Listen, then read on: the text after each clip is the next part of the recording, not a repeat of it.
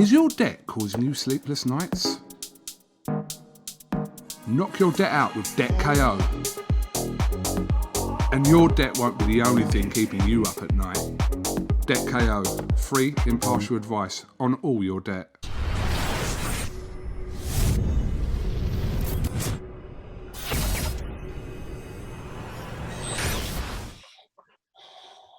This is UMAR AHMED for IFL TV in association with MTK Global via Zoom, all the way in Las Vegas. I'm joined by promoter Bob Arum. Bob, a crazy weekend of boxing. Let's start with what everyone's talking about today, though, the fact that Lomachenko Lopez rated at a peak of nearly 3 million viewers on ESPN. Huge numbers, Bob. Yeah, I mean, that's just on ESPN.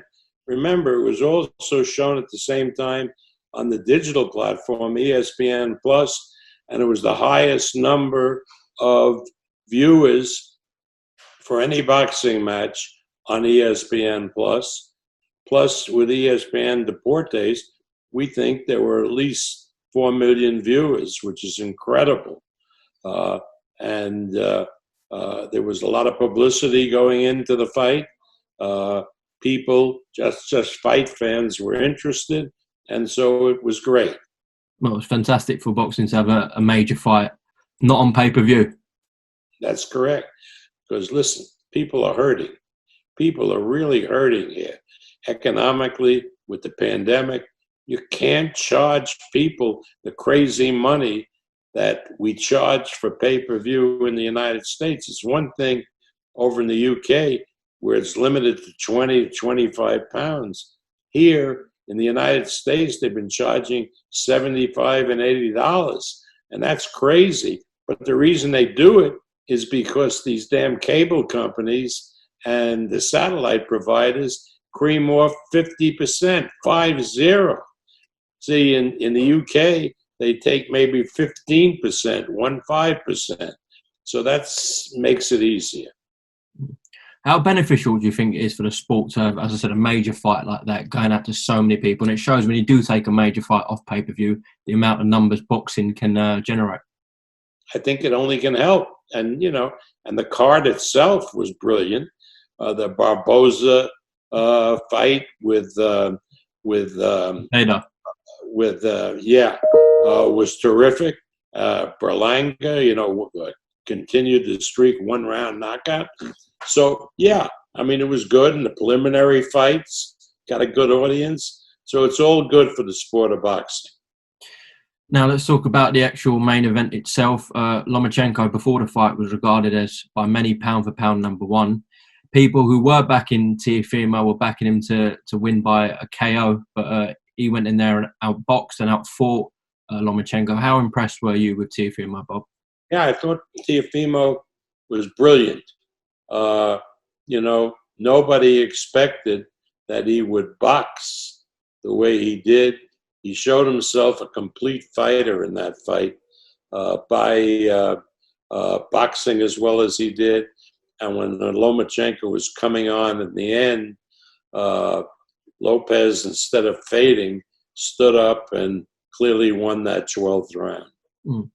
To become undisputed champ at only 23 years old and to show the composure, the maturity he did throughout those 12 rounds against a man who was considered invincible like Lomachenko, that speaks volume of the frame of mind that Teofimo has, doesn't it? Yeah, he surprised a lot of people, including myself, not just winning the fight, but how he won it. I mean, him and his dad were right all along. They were calling for this Lomachenko fight for ages, and they were proved to be right. Well, when it works out the way it did, everybody's a problem. Bob, what did you make of one of the scorecards that had it very wide to Lopez? I don't know what she was watching. I mean, that really hurts the sport. I mean, I can see the other two scorecards. I thought there were 4 clear rounds for Lomachenko in the middle of the fight. One judge saw only 3 clear rounds. The other saw 4. I had Lomachenko winning another round. My scorecard was 7-5, but for Lopez. But I could see 8-4. But to give Lomachenko one round in that fight, you got to wonder what she was watching. We'll come on to Lopez in a second and what's next potentially. But for Lomachenko, what do you think is next for him, Bob? Well, he's got to rest up. He had an operation yesterday, and when he recuperates, I'll talk to him and see whether he wants to stay at 135 or go down to 130.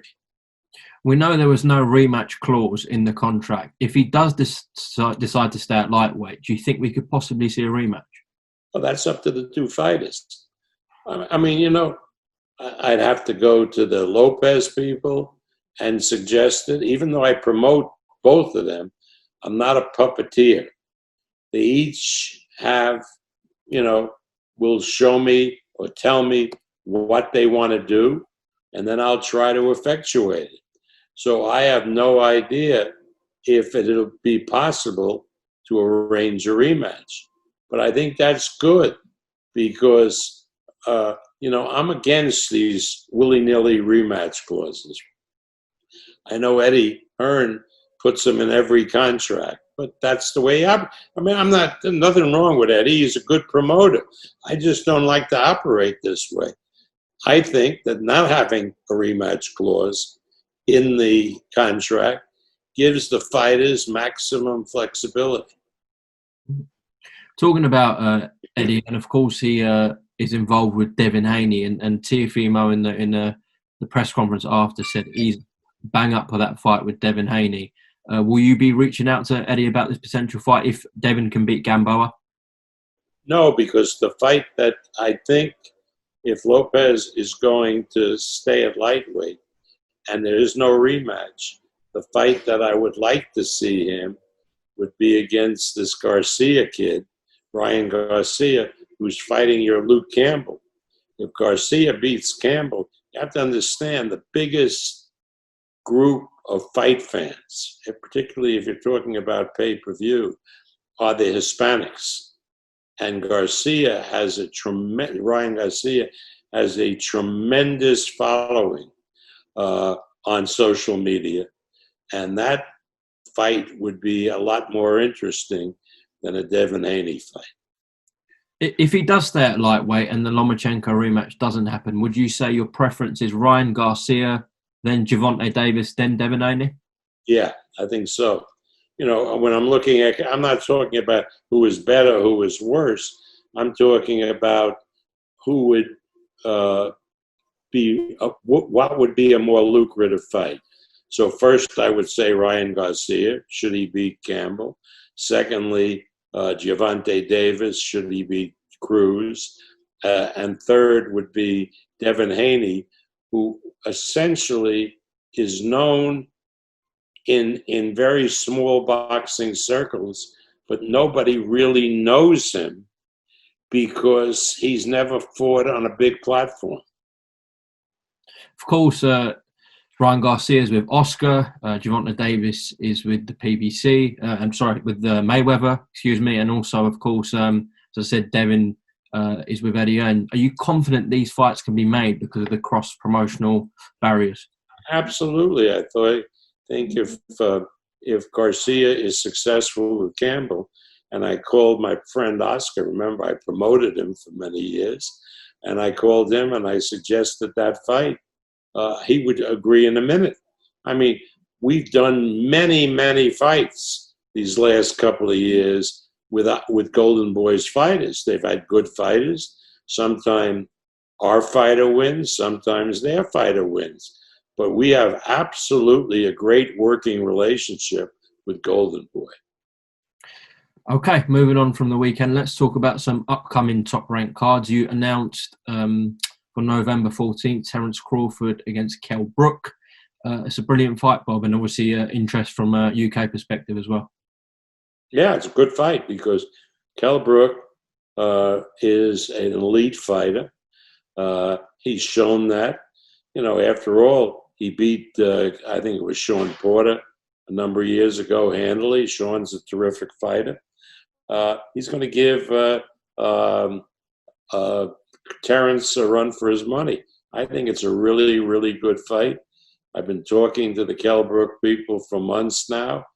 They're enthusiastic, and they believe they can win the title. So I love the fight. It's going to be a really good fight. And talking to ESPN, it's going to get the same treatment in the United States as the Loma Lopez fight just got. So we think there'll be another huge night of millions of sports fans watching the fight November 14th.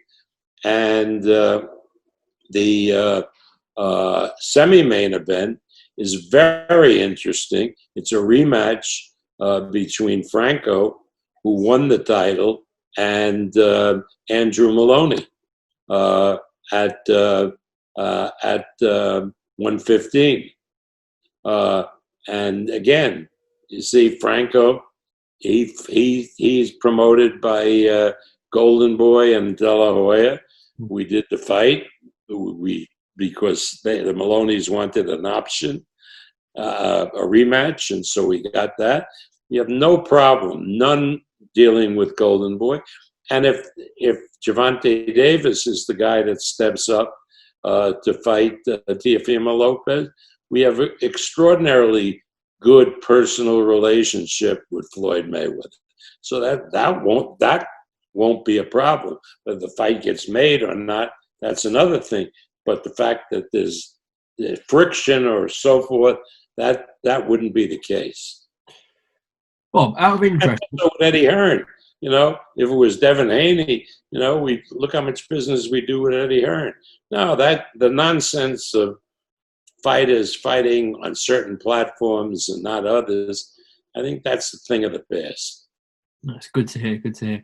Bob, out of interest, we know that Eddie Hearn has distanced himself from this Kell Brook fight. He's worked with him for years. He's one of the first few fighters that he signed, Kell Brook. So who have you been talking to? Who have Top Rank been talking to out of Kell, in terms of Kell's side for this fight? A guy named Baz, B-A-Z. Okay, yeah, I know him very well. Yeah. You know him? Yeah, he's a good guy.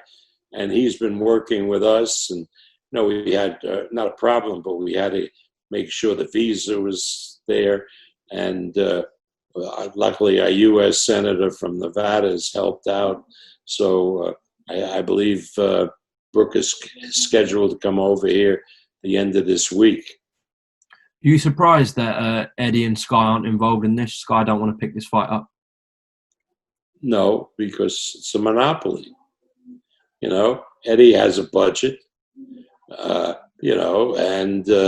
he's not going to use his budget on his non-fights. So Sky is basically in it not to support boxing. I don't want to not to support boxing, but really to see what money you can grab out of boxing by pay-per-view. They're not looking to invest in the sport like an ESPN is. Of course, Lomachenko Lopez was enjoyed by loads of people in the UK on Fight TV, the app. It was terrific. Yeah, we did a lot of homes, and it was very, very satisfying. And if that's the way we have to go, we'll go with the Brook fight. That's what we'll do. Yeah, I was just going to ask that. It'd be a great shame if we couldn't see Kell Brook live in the UK. It's ridiculous. But anyway, it is what it is. But you will see it live, because if we can make the deal with either the BT or Sky, we're happy to do it with Fight TV. And, it's at half price to what they pay usually for pay-per-view, less than half price. Yeah, that's correct. Next Saturday, October 31st, the Monster will be in action against Maloney. Excited to get what happened there? I have no idea. We're good, I think. Yeah, excited to have Mr. Inoue on live on ESPN and Top Rank card. Yeah, I mean, that's really exciting. Inoue hit Las Vegas Sunday, got in, and he is now working out at the Top Rank gym. at a certain hour because the Maloneys used the same gym, top-ranked gym. They were here about a week or so. Hey, shut it off! You having a raven there, Bob? No. I mean, they're checking out the sound system. Wait, just hold a second. No worries.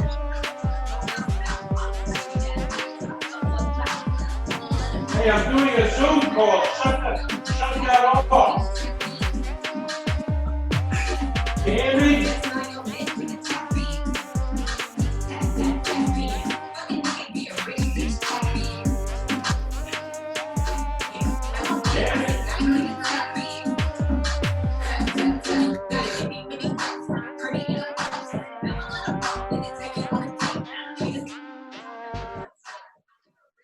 Okay. We all good?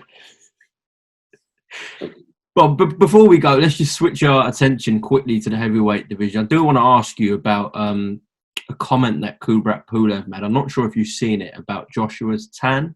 What were your thoughts on that? What did he say about Joshua? He said something in reference to a tan and about Joshua's skin color. I don't think it was deemed. No, he didn't mean anything. Yeah. He said, no.